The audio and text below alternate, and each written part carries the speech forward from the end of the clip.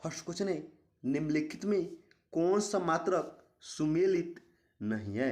Option A decibel ध्वनि की प्रबलता की इकाई है। ऑप्शन बी अश्वशक्ति शक्ति की इकाई है।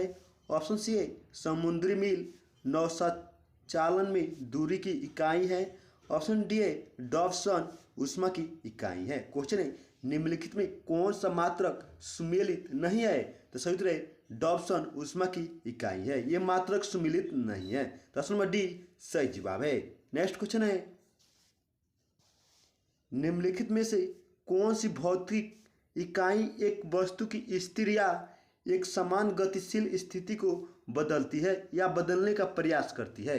ऑप्शन ए संवेग, ऑप्शन बी द्रव्यमान, ऑप्शन सी है बल, ऑप्शन डी जड़त्व। क्वेश्चन है, निम्नलिखित में से कौन सी भौतिक इकाई एक वस्तु की स्थिर या एक समान गतिशील स्थिति को बदलती है या बदलने का प्रयास करती है? तो सही उत्तर है बल। ऑप्शन नंबर सी सही जवाब है। नेक्स्ट क्वेश्चन है, जब एक पिंड किसी अनंत तल पर लुढ़कता है तो इसके पास रहती है। ऑप्शन ए केवल गतिज ऊर्जा, ऑप्शन बी केवल स्थितिज ऊर्जा, ऑप्शन सी दोनों गतिज एवं स्थितिज ऊर्जा दोनों, ऑप्शन डी इनमें से कोई नहीं। क्वेश्चन है, जब एक पिंड किसी अनंत तल पर लुढ़कता है तो इसके पास क्या रहती है? तो सही उत्तर है दोनों गतिज ऊर्जा एवं स्थितिज ऊर्जा दोनों। तो ऑप्शन सी सही जवाब है। नेक्स्ट क्वेश्चन है, निम्नलिखित में से कौन सा प्रोपेनॉल में क्रियात्मक समूह है? Option A carboxylic acid, option B aldehyde, option C है alcohol, option D ketone. Question है, निम्नलिखित में से कौन सा प्रोपेनॉल में क्रियात्मक समूह है? तो सही उत्तर है कीटोन। ऑप्शन नंबर डी सही जवाब है। नेक्स्ट क्वेश्चन है, जब कोई वस्तु वृत्तीय पथ पर गति करती है तो घूर्णन करती हुई वस्तु पर केंद्र की ओर लगने वाला बल कहलाता है। ऑप्शन ए कोणीय बल, ऑप्शन बी साधारण बल, ऑप्शन सी अभिकेंद्रीय बल, ऑप्शन डी गुरुत्वाकर्षण बल।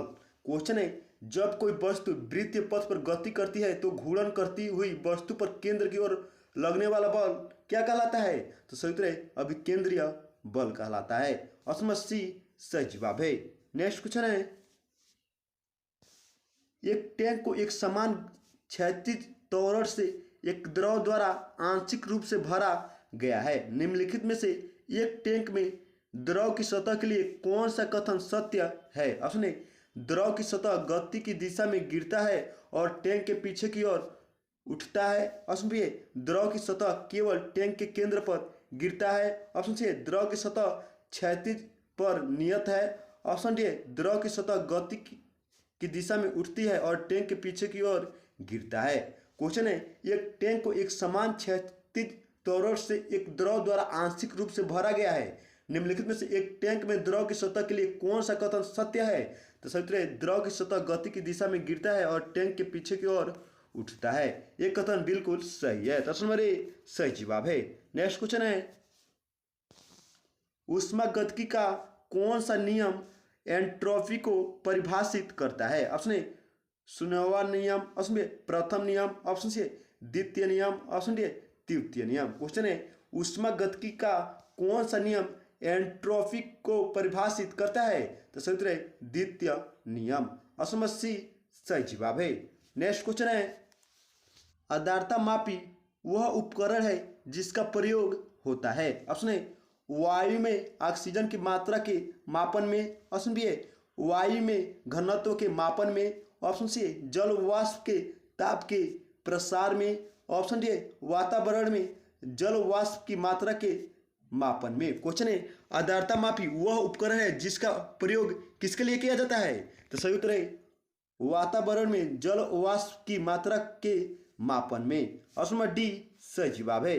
नेक्स्ट क्वेश्चन है, यदि 90 डिग्री सेल्सियस तापमान वाले आधा लीटर गर्म पानी को 10 डिग्री सेल्सियस तापमान वाले 3.5 लीटर ठंडे पानी के साथ मिलाया जाता है तो कोई ताप हानि ना होने पर अंतिम संतुलन तापमान डिग्री सेल्सियस में ज्ञात कीजिए। Option A 50 degree, option B 30 degree, option C 20 degree, option D 40 degree. तो सही उत्तर है 20 डिग्री। ऑप्शन सी सही जवाब है। नेक्स्ट क्वेश्चन है, डॉक्टरों द्वारा ठोस वस्तु को भेदने हेतु एवं हवाई अड्डों में किस तरंग का प्रयोग किया जाता है? ऑप्शन ए ध्वनि तरंग का, ऑप्शन बी एक्सरे का, ऑप्शन सी इलेक्ट्रोमैग्नेटिक का, ऑप्शन डी यांत्रिकी का। क्वेश्चन है, डॉक्टरों द्वारा ठोस वस्तु को भेदने हेतु एवं हवाई अड्डों में किस तरंग का प्रयोग किया जाता है?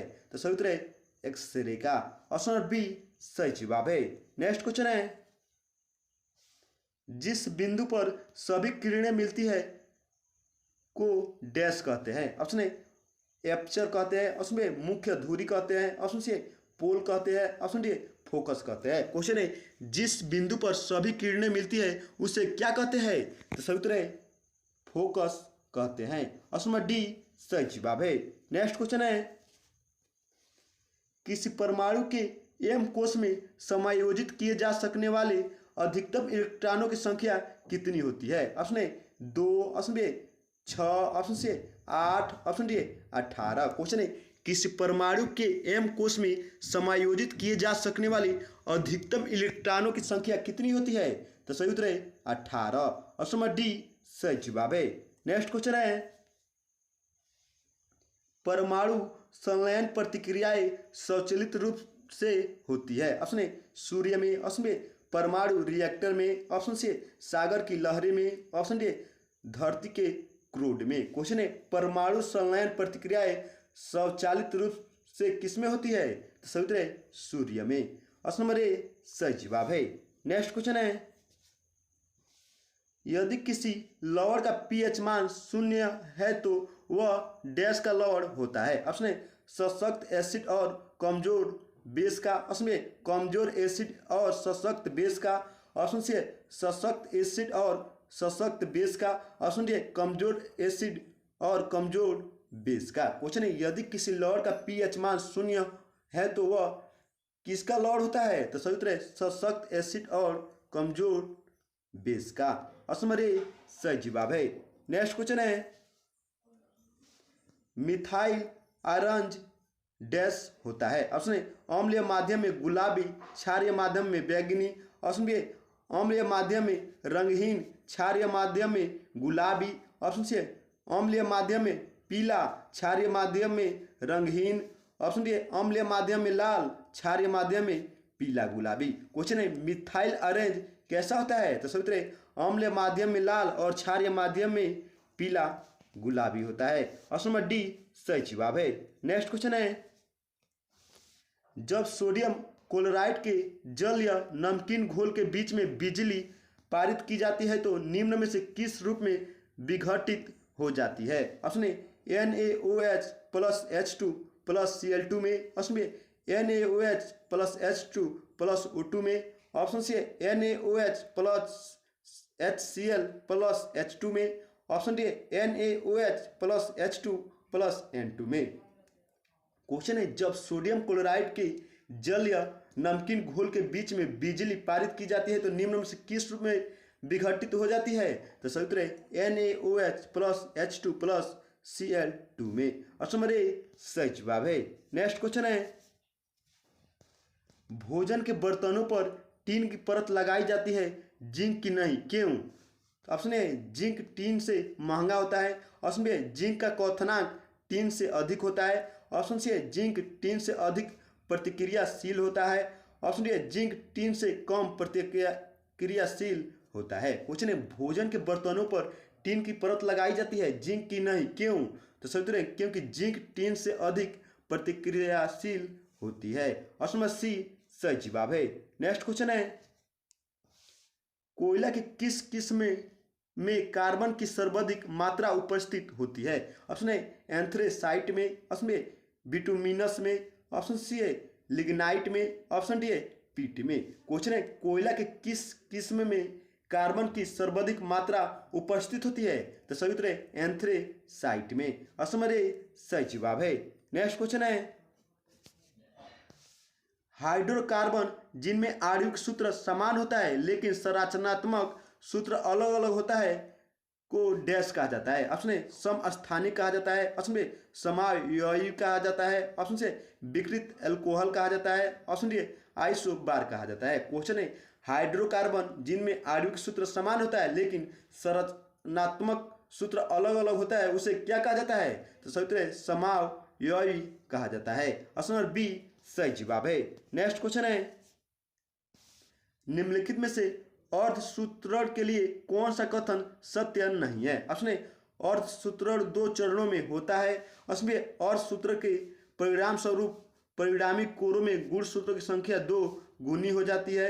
ऑप्शन सी, अर्धसूत्रण के दौरान जनन कोषों के जीन परिणामी कोषों में मिश्रित हो जाते हैं। ऑप्शन डी, जनन ग्रंथि गोनाड में अर्धसूत्रण युग्मक के उत्पादन के लिए होता है। क्वेश्चन है, निम्नलिखित में से अर्धसूत्रण के लिए कौन सा कथन सत्य नहीं है? तो सही उत्तर है अर्धसूत्रण के परिणाम स्वरूप परिणामी कोरों में गुणसूत्रों की संख्या 2 गुनी हो जाती है। यह कथन बिल्कुल गलत है। तो ऑप्शन नंबर बी सही जवाब है। दोस्तों, अगर आप भी बिहार पुलिस की तैयारी करते हैं तो हमारे चैनल को सब्सक्राइब करें और बेल आइकन दबाकर जुड़ जाइए हमारे साथ। तो मिलते हैं नेक्स्ट वीडियो में, तब तक के लिए जय हिंद जय भारत।